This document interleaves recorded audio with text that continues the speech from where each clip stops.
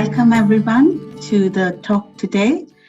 And as you all know that we're going to talk about uncertainty today. And we know that the world today is full of uncertainty and it is increasing even more now. And there was a time before, I know when I was a child, that I could hide away somewhere and I still have some security in my life where I could just get away from any of these problems and still survive. But I think nowadays it's becoming more and more difficult for people to hide away any more longer. So today we are going to try to find out and understand the causes and the uncertainty, the effects of that on humans, and obviously try to find out some practical solutions. How can we handle them and some strategies to cope up with them? So I'm very glad to welcome our speaker today. Our speaker today is Jill Fernandes. Welcome, Jill. Bye. Welcome to the talk today, to the Up and Park family, and everyone who is attending the talk today. And just to give a brief introduction about Jill, he's born in Lisbon, and he was in Austria, where he studied music as a subject. And whereas he changed his career later on to IT, which is quite unusual, but then he moved to England in 2009. Is that correct? Yeah, correct. Yeah. And then since then, he's been working in a small IT company, which helps to produce some business softwares. And he's still doing that together with his meditation. So he's been practicing Raj Yoga from last 28 years. And then also along with practicing his career in the IT profession, he is offering lots of workshops and talks in Spanish and Portuguese as well, which is a good skill as well to do the same thing in different languages. So welcome, Jilbai, to the talk today, and we hope to learn a lot from you today. Thank you. Thank you very much, Bhavna. It's a pleasure being here. It's my first time in Upton Park, at least virtually. And so we shall start with a small meditation, correct? Yeah.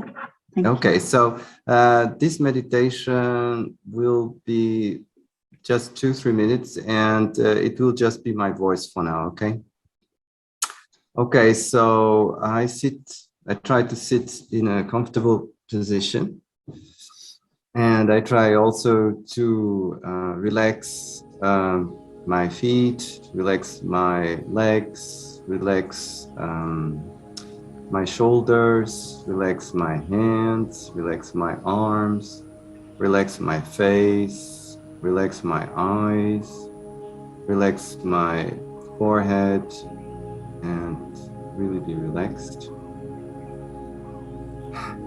And then I also breathe deeply a couple of times.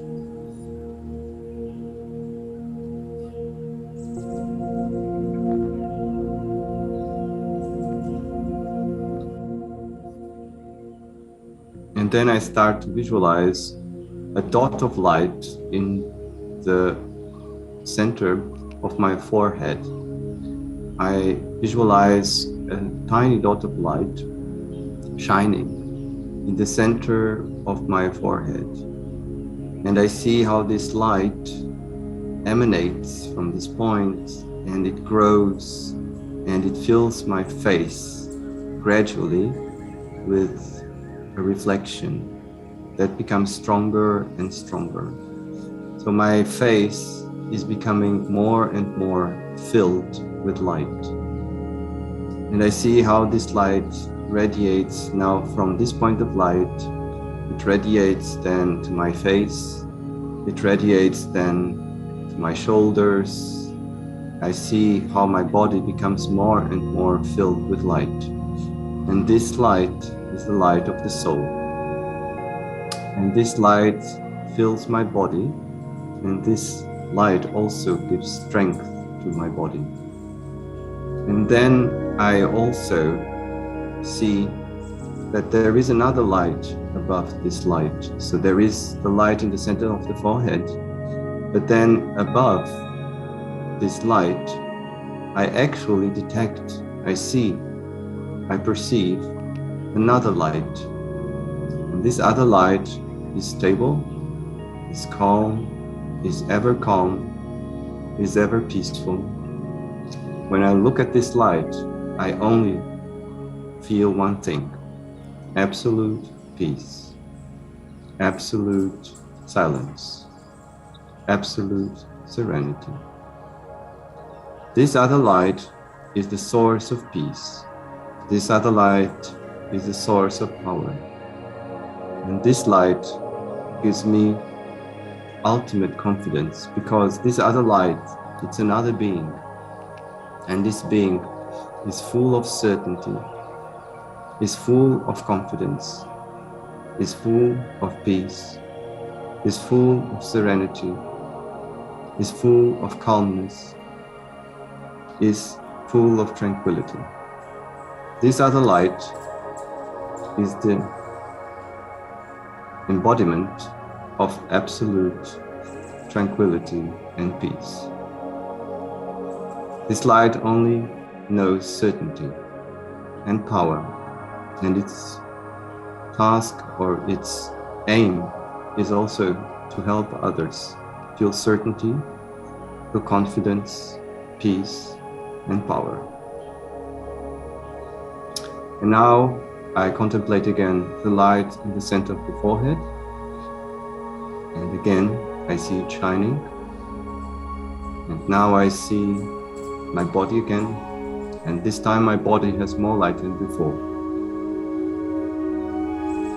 Okay, now we come back to this body, and we start to activate it a little bit again, and we're back from the small meditation. Okay, thank you very much. Now let's talk about today's topic. So I'm going to share a small presentation. Let me share the screen. Now you should see my screen, right? Okay, so today's topic, is really dealing with uncertainty. And like Bhavna already introduced, it is something that is very present in today's world. So uncertainty is increasingly visible in the UK, but also in other countries. So if you look at the media, for example, media will report about lots of causes for uncertainty, like, for example, problems with fuel shortages, shortages of food. Then you also have the feeling that politicians are not very trustworthy, or less and less trustworthy these days, for example. So there are no heroes, let's say, in politics. And then we have also COVID-19, which is also another cause of uncertainty, because you are afraid of getting it, or you could be exposed to it anytime and get it. So you really have the feeling that you don't have one crisis that is focused on one thing, but you have multiple crises stacking up on top of each other. So this is actually, I think, something new, because in the past there would be one crisis at a time, let's say so. And after some time, there would be no crisis. And today's situation, I think, is a little bit different from like 30, 40 years ago, where you have actually multiple crises on top of each other in simultaneous kind of condition. And this is really something new. So people are really, I think, to a certain degree, they are not used to this. They were used to some kind of crisis, something's going wrong, some now and then, for example, strikes or something like this. But these strikes would actually go away, and you wouldn't have strikes and some other problems like pandemics on top, yeah? Or there would be a crisis of trust in government, but there would not be a fuel shortage crisis at the same time. That would be very rare, this kind of event. So we are living right now in an unprecedented situation. And okay, so this is a small intro, but I also wanted to engage a little bit in some kind of questions and ask ask our listeners, what actually causes you some uncertainty? Yeah. So if you can use the chat in Zoom to just write down what causes you actually uncertainty, for example. For example, I could give some personal examples, like, for example, I have things that cause a certain uncertainty for myself is at personal level, let's say so, moody people, yeah, with whom sometimes I have to deal with, and these people change their moods constantly, and you don't know what to expect. For example, moody people, for example, they cause a certain kind of uncertainty. Or, for example, if I actually know a couple of people who actually deceived me in the past, and this is also causes me some uncertainty. So there are many causes of uncertainty that you can think about. Yeah, I just want to hear from you what actually causes you uncertainty. Just give me a couple of examples. Yeah, and just type it in the chat if you can. I'll wait a little bit. Let's gather some results, and after 2-3 minutes, we can proceed, okay? Just write down what comes to your mind, what causes you uncertainty. Just let me know a couple more examples, yeah? Okay. Thank you, yeah, a good idea. If you want to unmute, you can also give your contribution. Yeah, just tell what causes you uncertainty if you're not comfortable with the chat box. Sorry, I forgot to ask everyone as well, too, guys. Sorry, it was, yeah. So if anyone, okay. If they can obviously ask questions by unmuting themselves or. Yeah. That's perfectly fine, yeah. I just want to have a couple more. Is the current vaccination safe long term? Yeah, exactly. These kind of things, these kind of questions are also there. Yeah, so so here in the chat box, what we have is fear of the unknown. Actually, that's definitely a cause of uncertainty. Yeah. So you actually don't know what is coming tomorrow. Everything that's dark, unknown, causes you fear. But I just wanted to also underline one thing. You know that there is also a recreational aspect to uncertainty. For example, if you go into a casino, you are actually gambling with uncertainty. So uncertainty is something that causes fear at one level, but there are some aspects of uncertainty that are used for games. For example, even if you play some games with dice, yeah, so you are actually playing around with aspects of uncertainty. And even there are some scientific disciplines that actually deal a lot with uncertainty and try to tame and try to kind of find patterns in uncertainty. But that's a little bit of another topic. Perhaps we are not going to talk so much about it, but there is a recreational aspect to uncertainty. That's also true. But uncertainty is definitely something that causes us fears. Yeah. And obviously also the professional career. So there is always an aspect of uncertainty. You can do your best, but it might be that at a certain point, something happens to your career and something actually affects your career, and it might also affect your financial life. Yeah, that's absolutely true. You can also, yes, and very often in life you have actually to, take risks. Yeah, and anytime you take a risk, you are actually dealing with uncertainty again. So that's really also true. This applies to business decisions. If you, for example, want to purchase a new home or something like this, is this really a good buy? Is this really a good bargain? Will the home probably have some structural problems with it and this kind of thing? So every time you actually do a business decision or you buy something which is considerable for a considerable amount of money, you always have the aspect of some uncertainty. So we need to deal with uncertainty almost constantly in your life. That's really true. And uncertainty, like I said, you can look at it in different ways. You can fear it. You can actually also enjoy it to a certain degree. Is the corona vaccination safe long term? And obviously, there are lots of questions also regarding, health issues. There are also lots of questions regarding, the corona these days. That's absolutely true. Yeah. So, I wanted really people to see this. Uncertainty is nothing bad or good in a sense. For me, it's some kind of neutral thing, uncertainty. But uncertainty always causes and triggers some reactions to it. Yeah, and these reactions,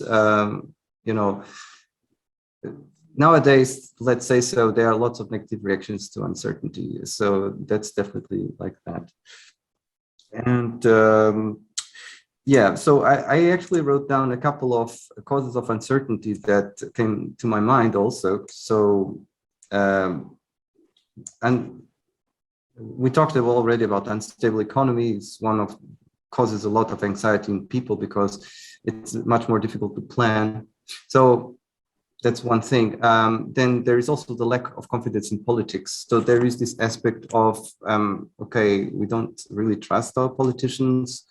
I also mentioned like these moody people with strong mood swings, if you are dealing with this type of people. So in relationships also, it's sometimes a bit hard, or your, like was mentioned here, professional career, or unstable career, or bumpy professional career, also something that might cause you a lot of uncertainty. And nowadays, so there are different sources of uncertainty. So one is definitely the economy. One is also the career that you have, but also media can stoke a lot of uncertainty. I just want people to be aware of this because very often, if you consume a lot of social media in specific ways, this will also induce you lots of insecurity and uncertainty about yourself. And actually, this affects, I think social media is more consumed these days by the younger generation. So not my generation, because I'm already 50, but the generation before me is actually consuming a lot of social media. Also, social media can be inducing a lot of uncertainty about people. Well, what I mean here, this consumption of highlight reels is very often in social media. You see like ideal depictions of people all the time. And sometimes if you just see the whole day on Instagram or things like this, you only see like perfect images of people with great bodies, people in great shape, people always happy, people always on holiday, people always enjoying themselves, people with lots of friends. And then actually, if you consume that, you actually feel good. But if you stop consuming these things, then you kind of feel a lot of emptiness because you start comparing yourself with these images of almost perfection, and you see how imperfect you are. This actually causes you, and especially in the younger generation, also a lot of uncertainty. I just wanted to mention social media here because I think in the younger generation, especially, uncertainty, insecurity has a lot to do with social media consumption. Also, things like unstable family environments are also something that contributes to a lot of insecurity. For example, I'm a child of divorced parents. This causes a lot of instability in yourself, of uncertainty also. Mm-hmm. And also the situation of living between two countries, because you are not at home here, you are not at home somewhere else. I'm also like an immigrant or something like that. Some people call this expat, but whatever. But you are always here and there. And this is also something that causes you a bit of, it adds to you an extra layer of uncertainty, yeah? Where is really my home? Am I going to stay in this country forever?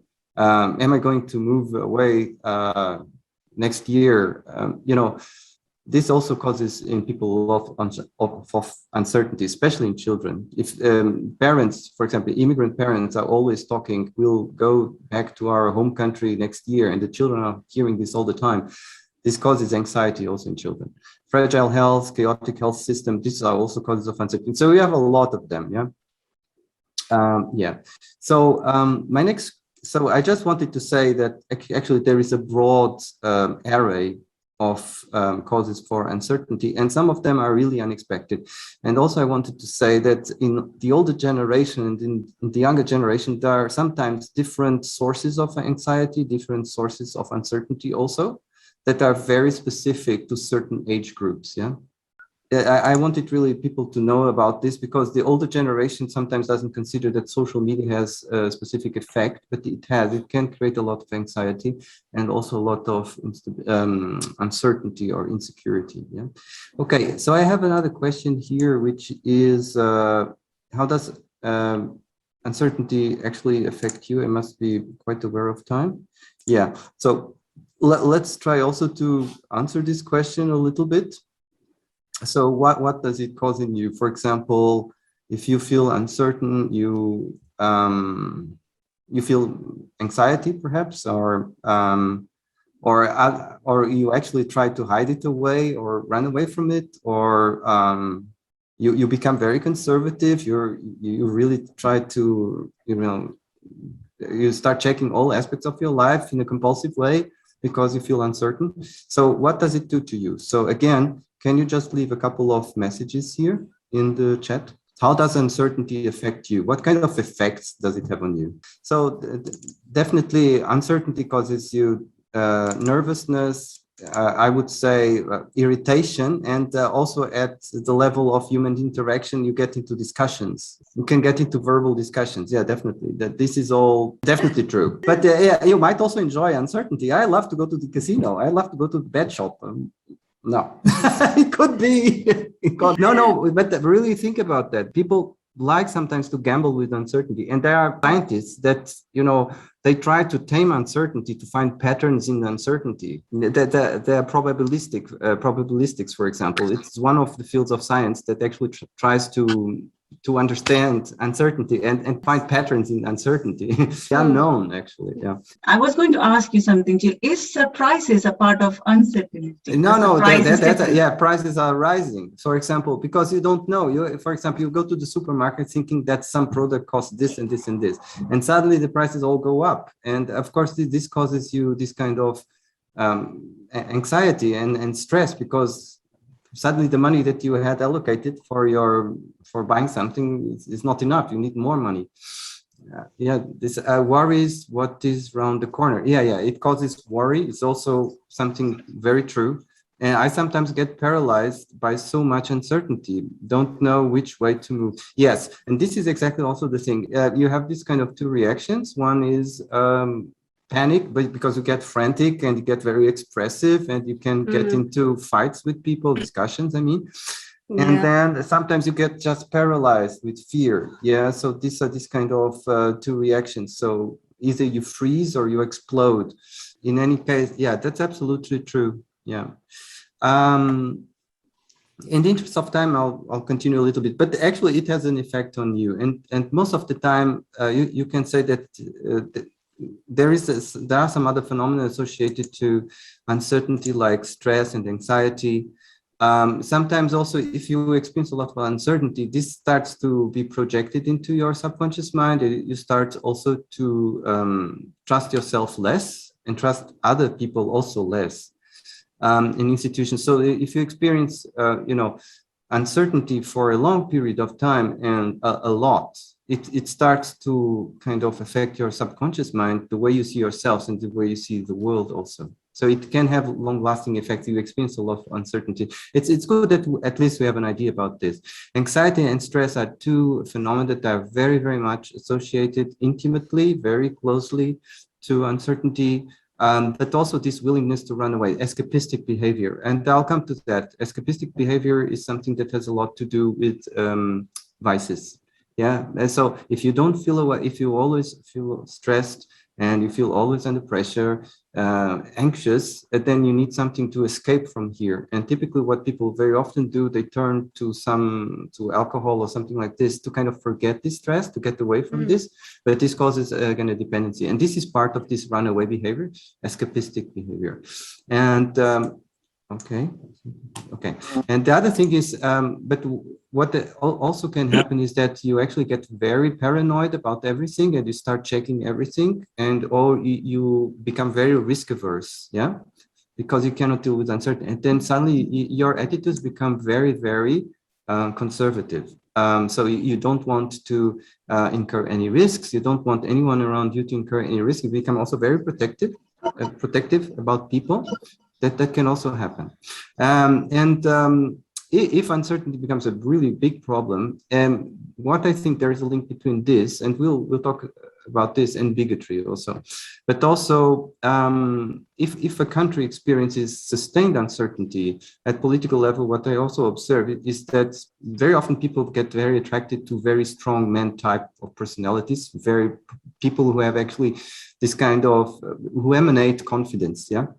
So when there is a lack of certainty, people kind of feel attracted to someone who embodies a lot, or at least says or pretends to be very secure, and someone who actually, typically these are men who actually bring this image of protection and security. I just wanted to talk a little bit about now phenomena associated with uncertainty, and we already touched on them, so I'll be a bit brief on this. Uncertainty is something that never exists by itself. It's not something that is you can just enclose in a box and say it's completely separated from everything else. Nothing else. It's just uncertainty. It's just completely.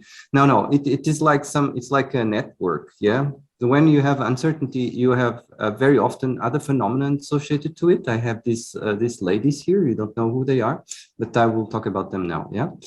Okay. So. Yeah, so stress is definitely one of them, stress and anxiety, yeah. Uncertainty, like we said, it causes stress. That's quite obvious, yeah. Stress has these kind of properties of being very cumulative and unpleasant, typically. Something that's, but it actually, like you know, if you have experienced a lot of stress and you don't deal with it, it becomes more harmful. But if you really know how to deal with stress, you can actually, you know, stress is something, I think it's a messenger telling us you have to do something different. You have to try out something different. You have to change your behaviors. There's something that you need to do. Perhaps you have to learn to meditate or something like that to deal with that stress. But it's a catalyst for change. Don't forget, don't look at stress as something harmful. It can be really something that, you know, is a catalyst for change. It's a messenger for change. But I also have a stress management course and saying these things. No, anxiety and escapism, like I said, because uncertainty is something that is really unpleasant. People tend to run away from it. Yeah. So my life is so uncertain. I don't even want to think about my life. I want just to hammer my head or something like this with something like smoking or drinking or partying too hard or just watching TV till I fall over, or just browsing on the social media channel, or just look at the social media channel so that I really feel good, because all these people in the social media channel, they always look good and happy. And so when I look at these things, I forget about my problems. Yeah. So that's also a form of escapism. If you go to social networks and you just browse the nice pictures of everyone, and then you start kind of forgetting about yourself. You suddenly are in someone else's world that is always beautiful. They are always on holiday. They always have nice teeth. They have really nice friends. They have a lot of money, etc., etc., etc., etc. So you understand the picture. No, it's really a form of escaping. Escape my reality. Run away. Yeah. Bye-bye. Or the opposite. You get very conservative and risk averse. So when you have a lot of uncertainty, typically people stick then to their traditions, and they said, oh, no, I will just do whatever I have ever done, my parents have ever done, my grandparents have ever done, my grandparents, and sometimes you see when there is a lot of uncertainty in the society, you see lots of conservative tendencies really going really high. Yeah. So, and this is like people kind of pushing themselves into well-known comfort zones. Yeah. So I'll just do whatever I have ever done so that nothing in my world changes. And I will stick to whatever I have ever done. And I will try to, and people get very conservative sometimes. And sometimes they just, okay, I have here a little bit the zone of comfort. I will defend it with all my teeth and all my nails and whatever. Yeah. So, yeah, so attachment to comfort zones has also a lot to do with this problem to deal with uncertainty. Or people, have a lot of lack of confidence in other people because everything is so uncertain, and everybody around me is not trustworthy, and people actually like build defenses around them sometimes, and sometimes they can build a very kind of how do you say not very unwelcoming kind of attitude, a very distrustful attitude towards other people. So all these phenomena, they are associated to uncertainty.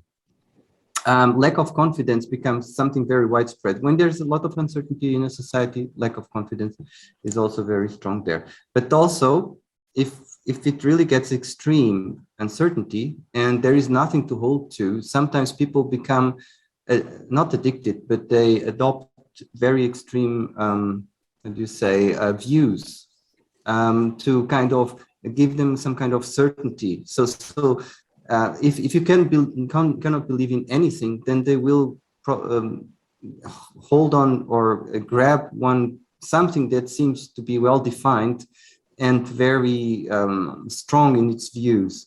And so when there is uncertainty, there is also the risk in society that there is a lot of bigotry, I mean fanaticism. And also people get very attached to some strong men or strong people who emanate this kind of security. Yeah. So yeah, it's often those who are the most fanatical are the most insecure people too. Yeah. So and if people are in an environment of uncertainty, it's more easy to manipulate them. So master manipulators like this guy here, and this is Machiavelli. It's a politician, actually, Italian politician. They were very good in creating an atmosphere of uncertainty to actually misuse people or try to manipulate them. So uncertainty leaves people very often in a more susceptible kind of spirit to be manipulated. It's also something extremely interesting. When you see uncertainty, and there are always some winners of the uncertainty, typically around, there are always the clever dudes who actually detect an atmosphere of uncertainty and they try to make a lot of money out of you or to manipulate people via political means, yeah, for their own purposes. But okay, what is uncertainty actually? So uncertainty is a very unpleasant feeling of not being able to predict the future on many levels, yeah? And this includes relationships, this includes personal life, this includes even the life at a community level. So you don't know what the future brings. So it's like this big question mark. But this question mark is something that it's threatening most of the time. The future appears as an unpredictable fog that prevents us from making decisions or often pushes us to make poorly thought out decisions. So it is a very unpleasant feeling. It's a little bit like stress to a certain degree, yeah, but it's more related to the future. So the future is uncertain, and I feel really, annoyed by it, yeah. I wanted to talk a little bit about thinking, because thinking has a lot to do about uncertainty, yeah? So you can actually deal with uncertainty if you have a better mental hygiene, yeah? So that is one of my theories here that I'm going to present. So thoughts typically have qualities, yeah? And so here you can actually see that thoughts can be golden, means the thoughts can be really elevated thoughts. They have a lot of value. Then they can be silvery. This means that they can be actually useful for something. Or then the thoughts actually can be not that useful, or actually waste thoughts, or the thoughts can be really negative. But let's see. There are 5 types of thoughts, yeah? There are negative thoughts which are negative. They are typically thoughts that attack individuals in a sense. There are thoughts that are against something, against the individual. And very often they are associated with anger, hatred, revenge, but also vices. So these are really detrimental thoughts. This can be towards other people or towards yourself. Then there are waste thoughts. These are thoughts that make you waste your energy. So these negative thoughts are thoughts that drain your energy directly, and they attack attack you, either you or you attack other people. Yeah, so these are also thoughts related to vices are negative thoughts, yeah, because they will drain your energy completely. Then there are waste thoughts. These are thoughts like in which you basically just are wasting your energy and your time, like gossip, worry, guilt, blame. Also, they fuel attitudes like procrastination. You waste your time, you waste your energy, you waste your life with these type of thoughts, with worry, guilt, and blame. Guilt is not like recognition. Guilt and recognition are completely different things. Recognition is actually something positive, but guilt is not. And blaming is also not, because it's not problem solving. But very often people think that guilt is recognition and blame is problem solving, which is not the truth. Yeah. And then there are useful thoughts. That thoughts are related to learning, planning, fulfilling your responsibilities, your obligations. Yeah. So these are really useful thoughts that, for example, you go to for shopping and you create a shopping list. This is useful thinking. Actually, it brings something. And elevated thoughts. These are thoughts about having good wishes for other people, about forgiving other people, about helping other people to grow, and really loving other people without expecting much. And then there are transcendental thoughts, which are thoughts about surrendering to some higher principle and going beyond the limitations of the self. These are very elevated thoughts. These are very rare thoughts. You can find these thoughts more in the kind of religious realm. I am talking about this because one of the most important things is, if you want to deal with uncertainty, you have to base your thoughts. You have to check at least that your thoughts are here at this level, being useful or elevated, because uncertainty triggers this type of thoughts, waste thoughts. Yeah. And the more waste thoughts you have, the less muscle you have to actually deal with uncertainty. And I think that dealing with uncertainty requires some training. But one of the important things is that you have a clean mind. When you have a clean mind, you can deal with uncertainty in a much better way. But let's continue. Now, these are my antidotes against uncertainty. So these are the skills that you actually need. One of them is, like I said, mental hygiene, is that you actually look at your thinking and try to elevate your thinking, try to see at which level you are actually thinking when you have a thought. At which level are you? Is this a negative thought? Is this a waste thought? Or is this really a useful thought that will help me? Because if you focus too much on worries or negative thoughts, you will suffer from greater feelings. So uncertainty will have a bigger hit on you. Yeah. Yeah. So that's the most important thing. So the less positive or the more wasteful you think, or the more negative you think, the bigger impact uncertainty will have on you, especially waste thoughts, because uncertainty triggers this type of thoughts, waste thoughts. So what we should try to do is actually to detect these thoughts and try to transform these thoughts, channel the thoughts in another direction. Another thing that's very important is integrity, because if you are a person with integrity, at least you can trust yourself. At least there is something there is your beliefs, and this will give you like something to stand on. And also people around you will also at a certain point detect that, and typically there is this law of reflection that other people typically reflect what you are. Yeah. So to have integrity is very important if you want to increase your levels of your capacity to deal with uncertainty.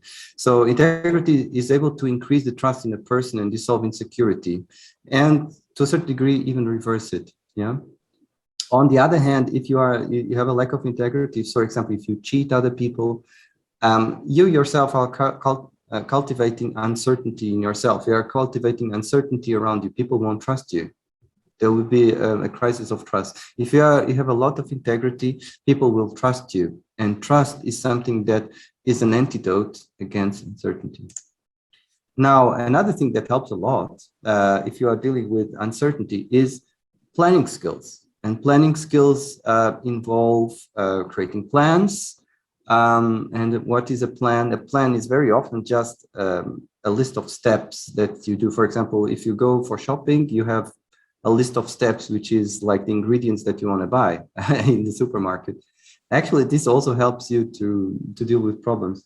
But you can also have more complicated plans, like plans with backups and things like this. This involves then a little bit of a different style of thinking, but then you have to plan in a fail-safe way. For example, if something happens, then you do this. If something does not happen, then you do something else. And then you actually, on that decision, you create again a yes/no question. Okay, if that doesn't happen, then what is the alternative step? I can do this, yeah? And if this works, I'll do something, or if this doesn't work, I will try something else. So this is like kind of, so if your planning skills are very refined, you can deal much, much better with uncertainty, yeah? So if you study also certain problems with in great detail, then you will feel much more secure about them. So this is also something that has is a big help in terms of dealing with uncertainty. Plan your life, plan your day, and if things don't work out, think about backup solutions. Be someone who is actually really capable of creating plans that cover all possibilities.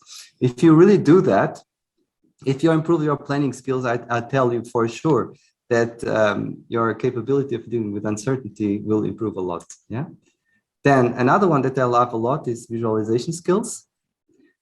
So if you really can visualize and like almost paint the future yourself, for example, if you're going for an interview or if you're going to your work day, if you visualize how it will happen this day, if you, for example, you visualize how things are going to happen during the day, if you can project reality from your mind, yeah, and create beforehand, really see how things are going to work.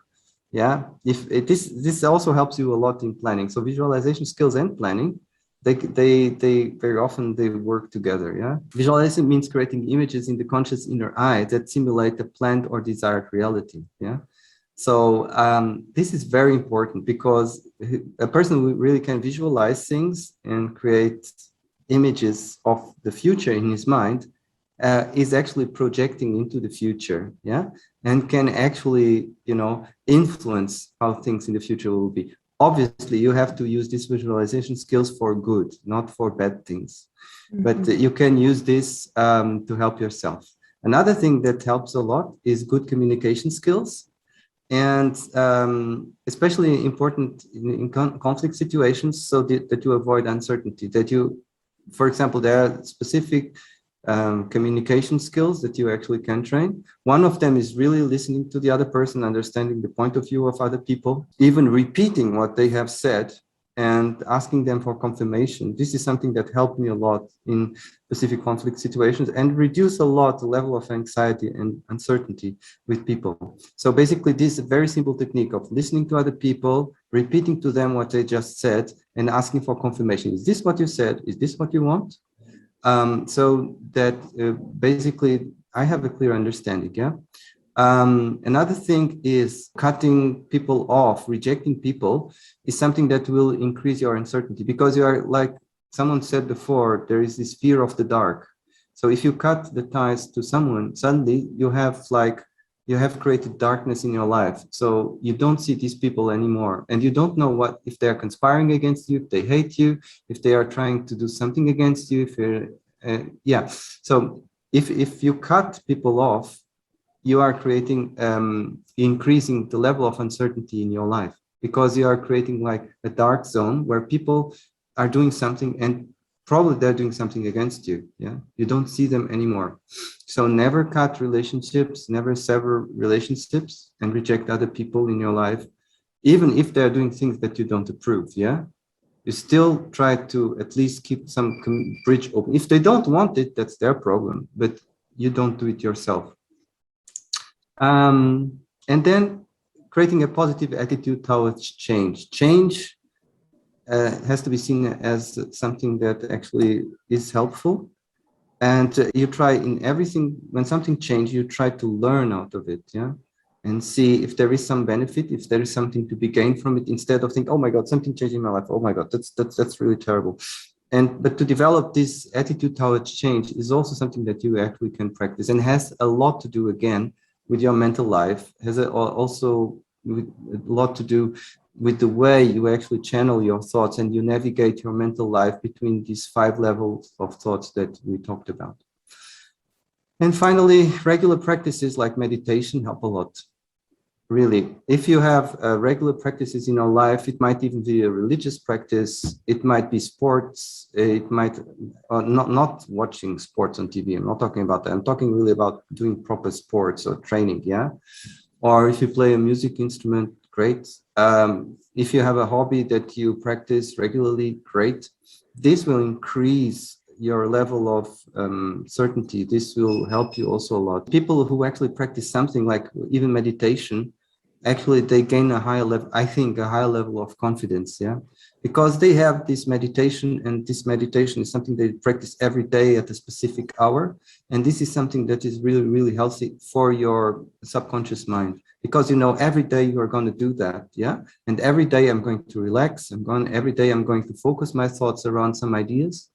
And this is part of your day. You know how your day is going to be. So you increase your overall, subconsciously, you increase your feeling of certainty. Now question time. These are my main antidotes. Bhavna. Thank you, Jill. There was so much to learn. I have learned so much as well.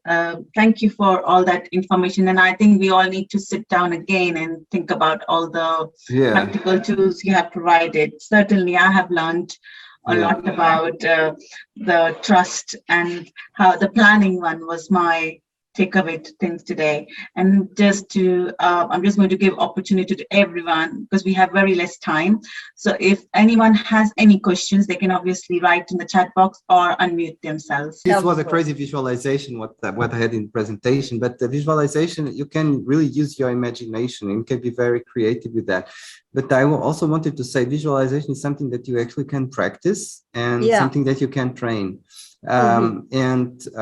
It's like a skill, it's like building a muscle, really. It's something that you really can train, and it can affect you to a greater extent, you know.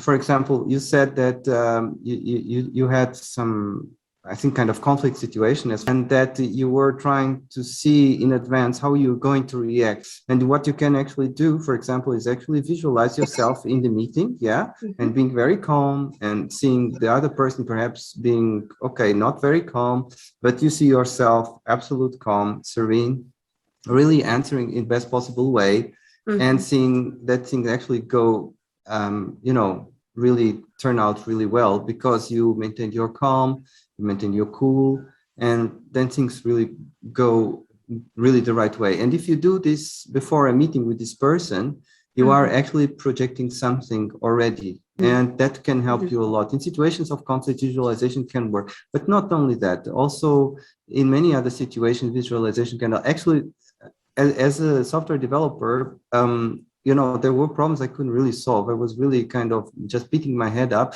I was trying to write code that didn't help. And then what I did is, no, I'm just going to visualize this problem and see if I can solve it before I even put my hands to work. And actually, I then spent quite a long time just trying to visualize how I could solve it, also almost in a geometrical way. And in many cases, this actually worked. For problem solving, visualizations actually, sometimes it's better not to touch your hands, just to try to visualize how you're actually going to solve the problem, and imagine things and imagine the solution in your mind before you actually do any work. Actually, that works pretty well. I was really surprised about the power of visualization in problem solving, but not only in problem solving, you can use visualization also in, like we said, in conflict resolution, but you can also use visualization. For example, if someone you know, is really in a bad situation, somehow you can try to help other people with visualization, see how they are happy, how their body improves, how their body is filled with light. You can use also in meditation, but you can use visualization, a very, very powerful tool. I actually invite you to build visualization into meditation, because that actually brings amazing results. I'm just going to, because we're just last 4 minutes left, I'm just going to introduce you to Surendrabhai and Kokilaben, who are the center coordinators for Upton Park. So just want to give them, if they want to say hello to you. Thank you for coming. It was very nice talk. Very Yeah. encouraging, very knowledgeable as well. Very nice explanation. Nice. Very nice. Yeah, and I really Great. enjoyed to be with you guys. And if Bhavna have some more questions, I still have 3 minutes. I've learned a lot from you today. Thank you, Jill, Brother Jill, for coming today. Anyway, I have another talk now, so Yeah, I'm so just you going can to go. Say wait goodbye and to you. say namaste. Thank you. Thank and you Om for Shanti. coming. It was Thank really you. great.